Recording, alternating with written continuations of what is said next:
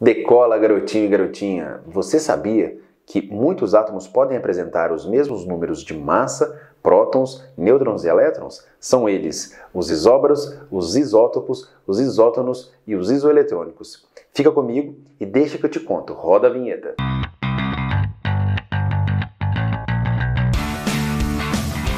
Meus amores, eu sou o professor Jerônimo e serei o professor de vocês aqui no YouTube. Na aula de hoje, estudaremos semelhanças atômicas. Já deixa logo o seu like aí para a gente decolar na química.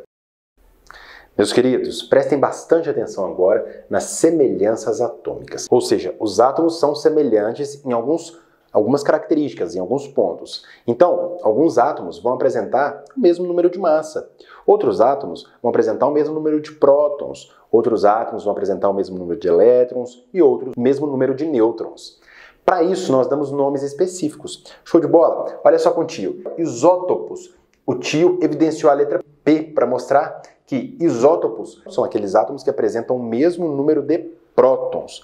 Isso acontece porque alguns átomos de um determinado elemento podem apresentar ou o número de nêutrons ou o número de massa diferentes, tá bom? Então, quando a gente tiver o mesmo número de prótons para o mesmo átomo, a gente vai considerá-lo um isótopo. Observem bem que na natureza tem 3 tipos de hidrogênio. E a gente faz uma média ponderada desses hidrogênios para que a gente represente apenas um, por exemplo, como que está lá na tabela periódica. E aí a gente apresenta aquele que geralmente está em maior abundância. Então nós temos aqui o exemplo clássico dos isótopos de hidrogênio. Eles apresentam, notem vocês, olha só, o número 1, mas apresentam diferentes números de massas. E por consequência, se a gente fizer aquela formulazinha de massa igual ao número de prótons mais o número de nêutrons, a gente vai identificar que, na realidade, a gente vai ter número de nêutrons diferentes também. Show de bola? Então, os isótopos são todos os átomos que apresentam o mesmo número de prótons, equivale a dizer o mesmo número atômico. Olha só, todos têm um.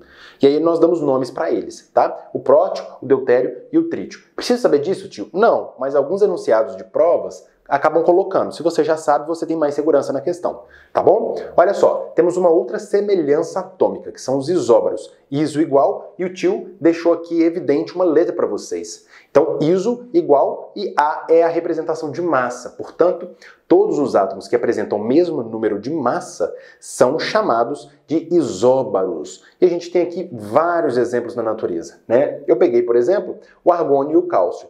Ambos apresentam a massa 40, mas números de prótons diferentes. Notaram? Então, as semelhanças atômicas vão acontecer dependendo daquele número que vai ser equivalente em relação a um átomo a outro, beleza? Podem ser os mesmos átomos ou podem ser átomos de elementos diferentes. Show de bola, pessoal? Vamos então, olha, dar um espacinho aqui para vocês, já tirem aquele print e vamos para o nosso próximo quadro. Vamos nessa!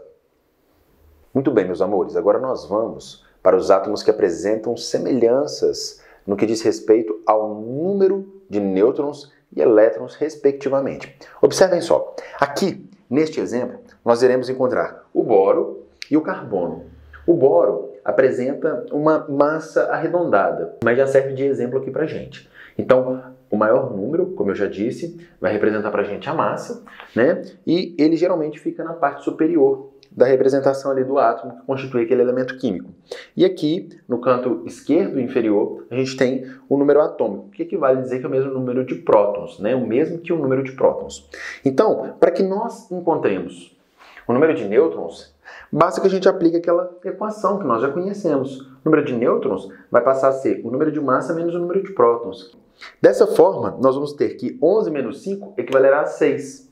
Para o boro. E para o carbono, nós teremos que 12 menos 6 equivalerá a 6. Portanto, eles apresentarão os mesmos números de nêutrons, sendo dessa forma considerados isótonos, porque apresentam o mesmo número de nêutrons. Meus amores, agora nós vamos para os átomos que apresentam o mesmo número de elétrons. São os chamados isoeletrônicos. Neste caso, coloquei para vocês aqui o sódio e o alumínio. Observemos que nós temos aqui um número de massa, um número atômico e uma carga. Um número de massa, um número atômico e uma determinada carga.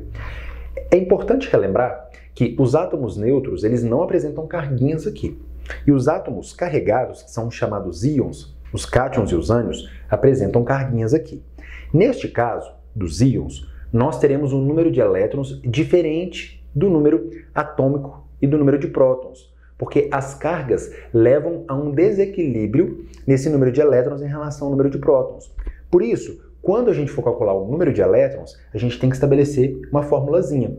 O número de elétrons é calculado pelo número atômico mais ou menos a carga que está ali.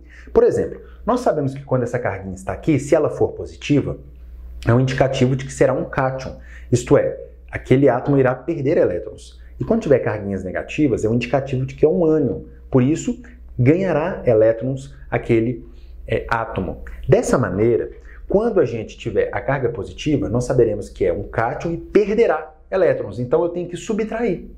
Eu vou pegar, para calcular o número de elétrons, o número de prótons menos a carga que está ali, porque eu estou perdendo. Se fosse o contrário, se fosse um ânion, a gente somaria. Seria o número atômico mais o valor daquela carguinha que está ali em cima, porque estaria ganhando elétrons. Dessa maneira, como temos cargas positivas, tanto no sódio quanto no alumínio, nós iremos fazer uma subtração em relação ao número de prótons ou número atômico. Dessa forma, nós vamos pegar aqui o número atômico e vamos subtrair da carguinha que está aqui, que é o número 1.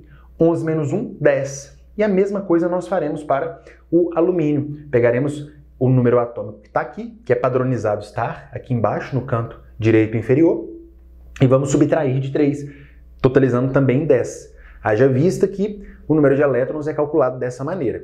Portanto, tanto o sódio quanto o alumínio, ao fazermos essa estratégia matemática, nós iremos encontrar um número de elétrons iguais. Portanto, chamaremos ambos de isoeletrônicos, porque apresentam o mesmo número de elétrons.